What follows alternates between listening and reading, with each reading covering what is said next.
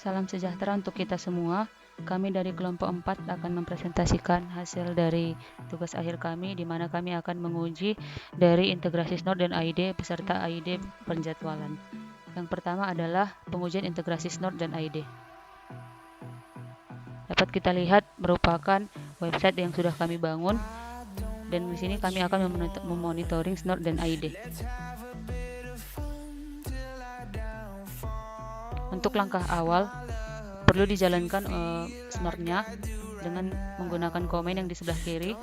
Kemudian dijalankan pula untuk komen yang di sebelah kanan, yaitu python-logger.py untuk nantinya akan men-trigger ID secara otomatis. Untuk serangan pertama dilakukan SQL injection dan dimasukkan user ID sebagai berikut. Kemudian dilakukan penyerangan. Kemudian dapat kita lihat di bagian kanan sudah men-trigger ID secara otomatis, dan jika dilihat di database bahwa serangan sudah masuk, dan di monitoring juga bahwa serangan sudah masuk kritikal.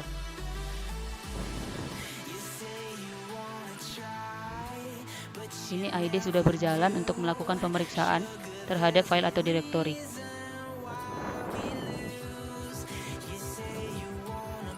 Berikutnya, bila dicek kembali, berikut merupakan objek data dari ID yang sudah diperiksa. Jika dilihat dari website, maka dari apa yang sudah diperiksa berdasarkan objek file yang diperiksa oleh AID, maka ditampilkan di dalam website. Antara lain sebagai berikut. Terdapat file edit, modify, dan remove. Kemudian serangan kedua, untuk yang kritikal, SQL injection. Dapat kita lihat bahwasanya ID-nya sudah di-trigger oleh SNOR.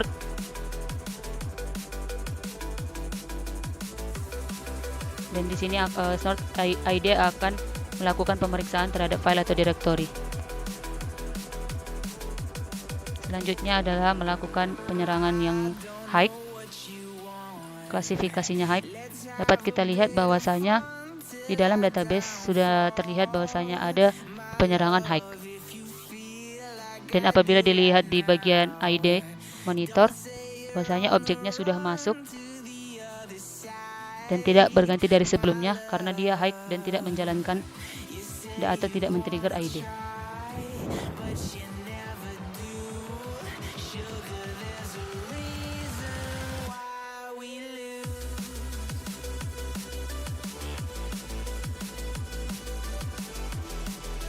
Kemudian lanjut ke penyerangan XSS atau cross-site scripting. Di sini kami akan melakukan injeksi terhadap scriptnya, di mana kami akan mengetes untuk klasifikasi serangan yang kritikal. Di sini kami menyelipkan script T1 kritikal.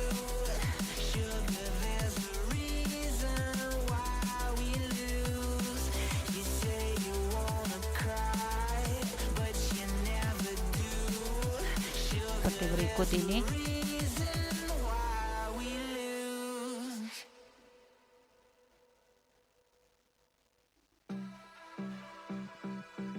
Kemudian ditekan enter dan penyerangan berhasil dilakukan. Apabila dilihat dari pengecekan oleh SNOR berdasarkan penyerangan oleh cross-site scripting sebelumnya, maka dapat kita lihat bahwasanya cross-site scripting sebelumnya sudah terdeteksi dan dilihat di database sudah masuk di ID yang paling bawah. Kemudian apabila di website sudah tampil bahwasanya sudah ada serangan yang masuk, yaitu XSS di critical. Kemudian saya akan melanjutkan untuk pengujian AID berdasarkan penjadwalan. Di sini kami akan melakukan konfigurasi cron tab sebelumnya, di mana menjalankan sudo cron tab min e. Di sini kami akan mengatur di menit pertama, yaitu menit 5. Tiap 5 menit AID akan mengecek file atau direktori yang berada di lokal, di mana penyimpanannya akan berada di id_check.txt. Komen yang akan dijalankan berada pada file cron_id.sh, dan di sini kami akan mengkonfigurasi isi dari file tersebut.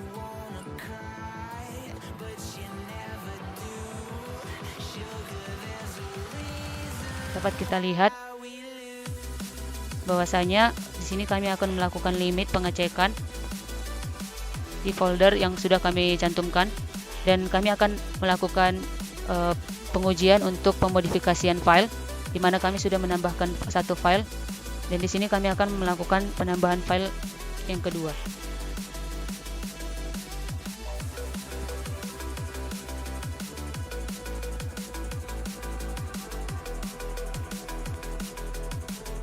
File yang kami buat adalah contohnya file .txt. Dapat dilihat bahwasanya di direktori home sudah terdapat file testing.ta.txt. Kemudian ID akan mulai melakukan pengecekan setiap 5 menit, dan hasilnya akan disimpan di file id_check.txt. Dapat kita lihat bahwasanya record dari penambahan file sudah dideteksi oleh ID. Kemudian dijalankan Python 3 id_check.python atau .py, di mana file ini akan bertugas untuk menginput hasil dari pengecekan ke dalam database dan ditampilkan pada website. Apabila kita lihat pada website, perubahan yang sudah atau pemodifikasi yang sudah dilakukan sebelumnya sudah terdeteksi, di mana sudah terdapat beberapa file dari detailnya yang sudah ditambah.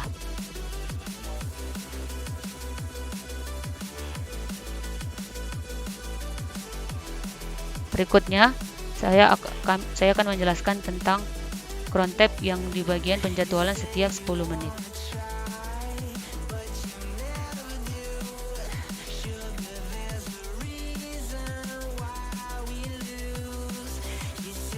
Nantinya, ID akan berjalan memeriksa untuk file atau direktori setiap 10 menit.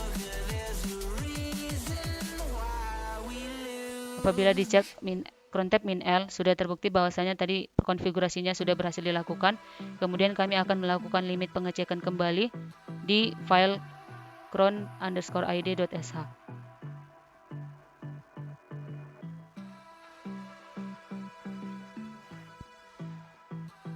Di sini kami melakukan limit, di mana pengecekan hanya dilakukan pada direktori var/www/html/ta.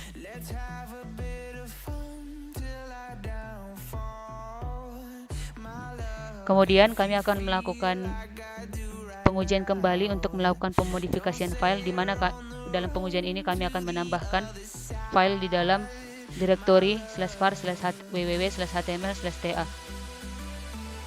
File yang akan kami buat akan berekstensi .txt seperti berikut ini.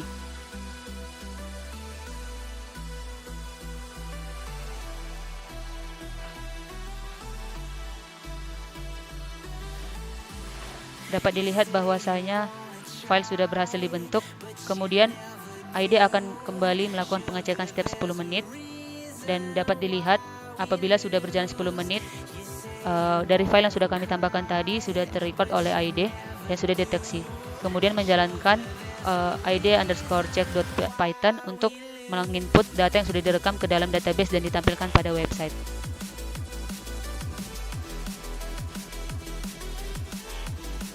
Dapat kita lihat pada direktori sebelumnya sudah diinput pada database dan ditampilkan pada website. File yang sebelumnya sudah ditambahkan dapat dimonitoring di dalam website.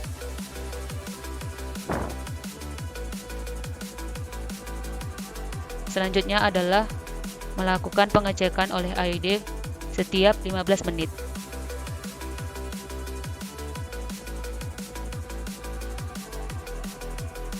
Setiap 15 menit, ID akan melakukan pengecekan terhadap file atau direktori yang berada pada host server.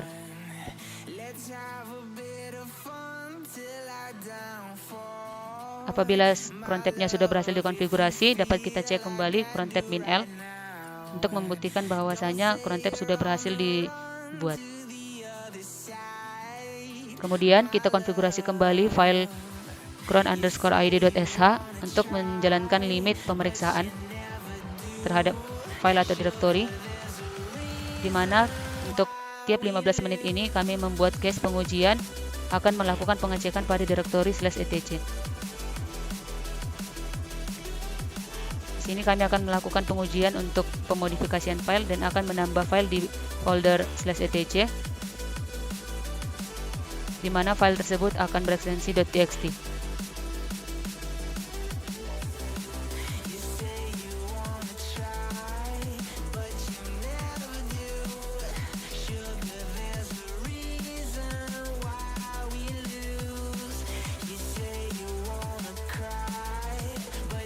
Kemudian ID akan mulai melakukan pengecekan kembali setiap 15 menit, di mana hasilnya akan disimpan di id_check.txt dan dapat kita lihat bahwasanya hasilnya sudah dicek oleh ID setiap 15 menit. Dan file yang sudah ditambahkan sebelumnya sudah dicek dan kembali dijalankan Python id_check.python.py untuk menginput datanya ke dalam database dan menampilkannya pada website.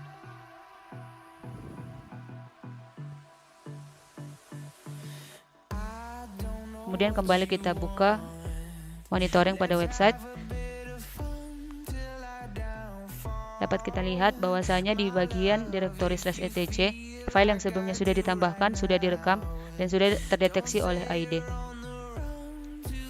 Dan pengujian untuk ID berdasarkan penjadwalan juga sudah berhasil dilakukan. Total alert dapat dicek seperti berikut ini.